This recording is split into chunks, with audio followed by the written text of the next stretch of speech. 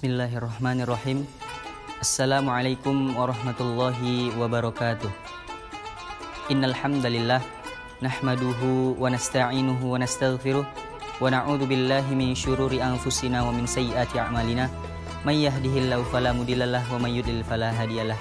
Asyhadu an la ilaha illallah wahdahu la syarikalah wa asyhadu anna Muhammadan abduhu wa rasuluh la nabiyya ba'dah. Rabbi shrah li sadri wa yassir li amri wahlul 'uqdatam min lisani yafqahu qawli, amma ba'du.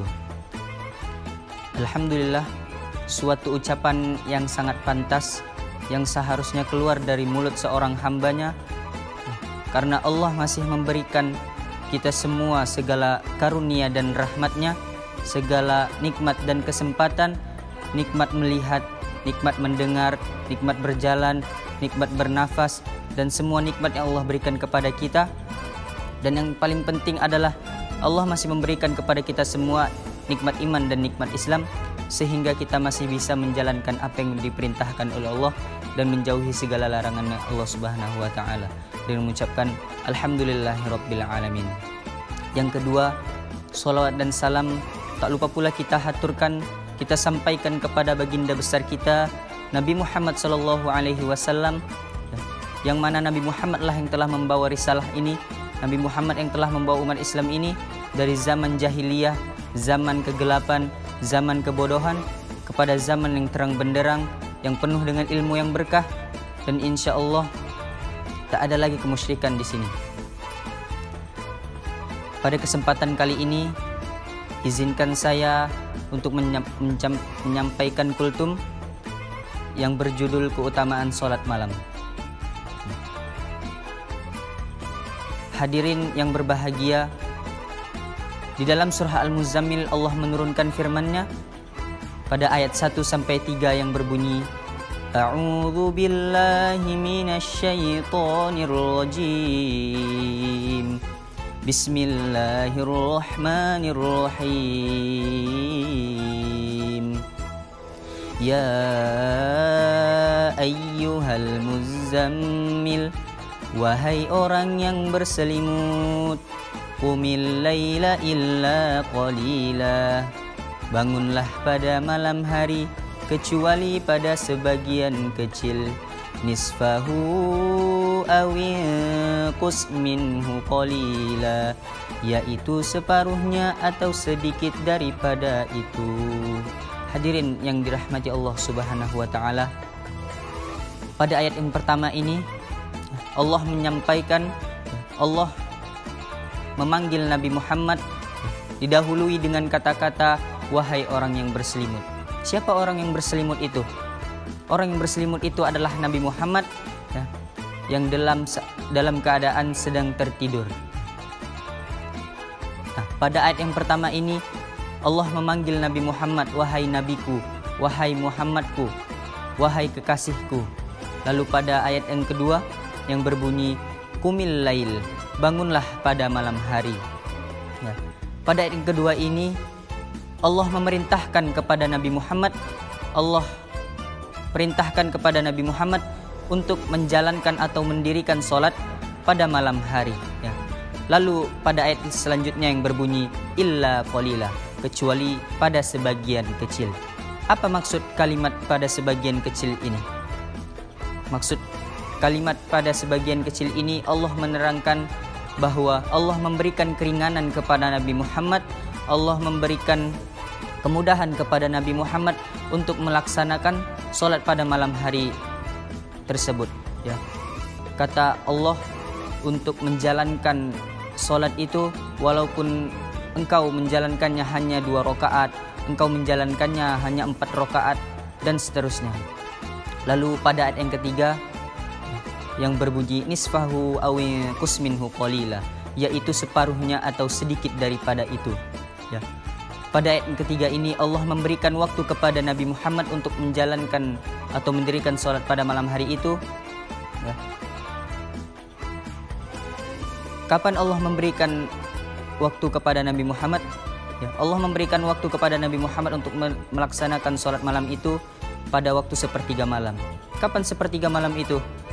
Sepertiga malam adalah kira-kira diwaktukan kepada waktu Indonesia adalah pada jam 3 sampai sebelum subuh. Hadirin yang berbahagia rahimakumullah, ada beberapa keutamaan salat malam yang harus kita ketahui. Ya. Keutamaan salat malam yang pertama adalah salat malam adalah salat yang paling diutamakan. Kenapa salat yang paling diutamakan? Karena dalam Al-Quran ya, Allah langsung menyampaikan bahwa salat malam ini mula-mulanya hukumnya adalah wajib. Ya. Setelah turunnya ayat ke-20 pada surat Al-Muzammil ini, maka hukum salat malam ini menjadi sunnah. Lalu keutamaan salat malam yang kedua adalah salat malam juga peluang masuk surga. Lalu keutamaan salat malam yang ketiga adalah salat malam menjadikan pelaksananya menjadi naik kedudukan dan insya Allah dimuliakan oleh Allah. Kenapa begitu? Ya. Contoh seperti kita dalam keadaan sepi pada jam 3 itu, kita melaksanakan sholat sendiri dengan niat mencari ridho Allah. Ya. Dalam keadaan saudara dan tetangga kita sedang tertidur, nah, di saat itulah kedudukan kita sebagai hambanya Allah naik dan juga insya Allah dimuliakan oleh Allah Subhanahu wa Ta'ala. Lalu keutamaan salat malam yang keempat adalah salat malam membuat doa dimustajabkan oleh Allah Subhanahu wa Ta'ala. Kenapa bisa begitu? Karena ya, dalam keadaan sepi tadi, dalam keadaan gelap gulita, dalam keadaan saudara dan tetangga kita sedang tertidur, kita melaksanakan sholat, kita bangun untuk niat mencari ridho Allah, kita berdoa kepada Allah. Nah, disitulah antara hamba dan Tuhannya, hablu minallah, hablu minanas, itu langsung terhubung. Ya. Lalu keutamaan sholat malam yang kelima adalah sholat malam kebiasaan orang-orang soleh. Ya. Yang semoga kita semua diberikan kemudahan oleh Allah untuk melaksanakan sholat malam. Ya, kita adalah orang-orang soleh juga yang bisa melaksanakan sholat pada malam hari. Mungkin hanya ini yang dapat saya sampaikan. Kurang dan lebihnya dimohon maafkan. Apabila ada perbuatan dan kesalahan, mohon dimaafkan. Saya tutup. Wabillahi taufik wal hidayah, waridha wal inayah. Wassalamualaikum warahmatullahi wabarakatuh.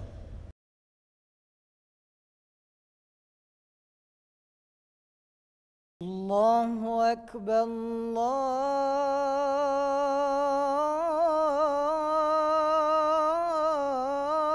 Allahu Akbar,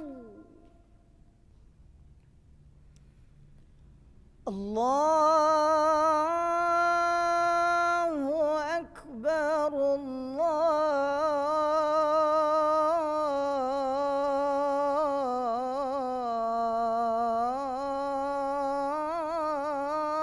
Allahu Akbar.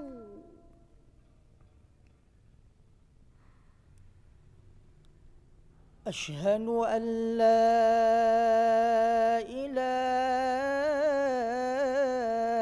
illallah.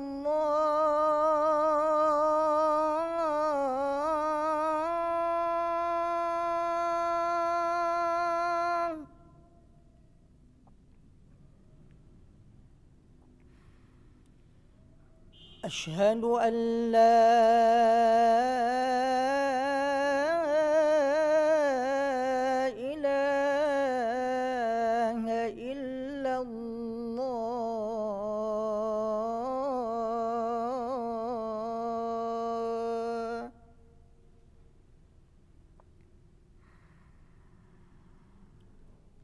Asyhadu anna Muhammadar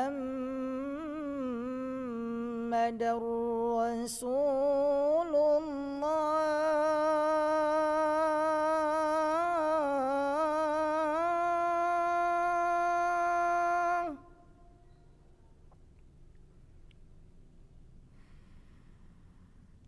Asyhadu anna Muhammadar Rasulullah.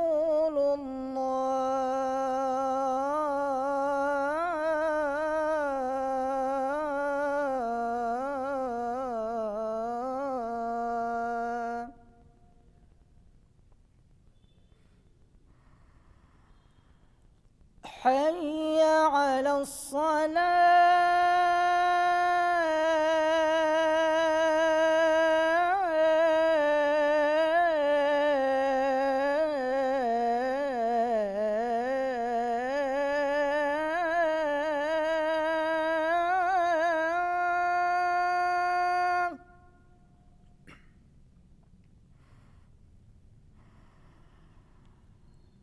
حي على الصلاة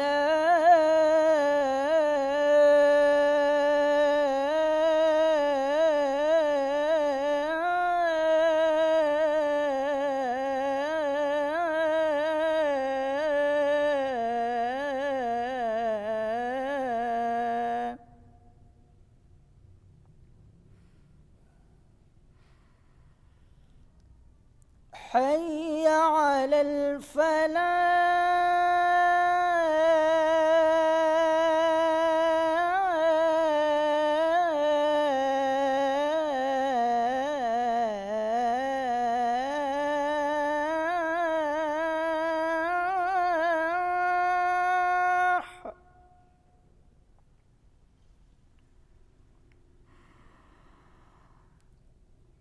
حي على الفلاح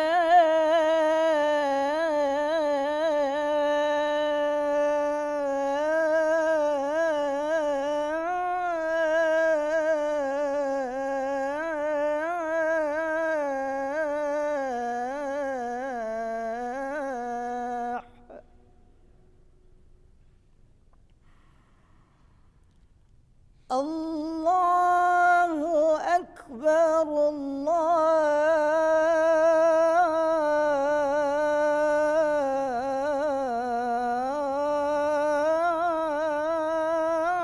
الله أكبر لا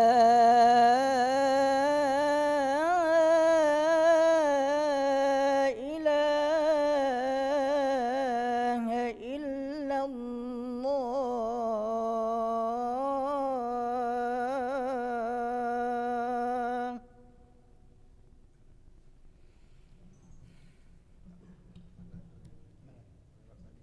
اللهم رب هذه الدعوة التامة والصلاة القائمة آت سيدنا محمدا الوسيلة والفضيلة وابعثه مقاما محمودا الذي وعدته إنك لا تخلف الميعاد.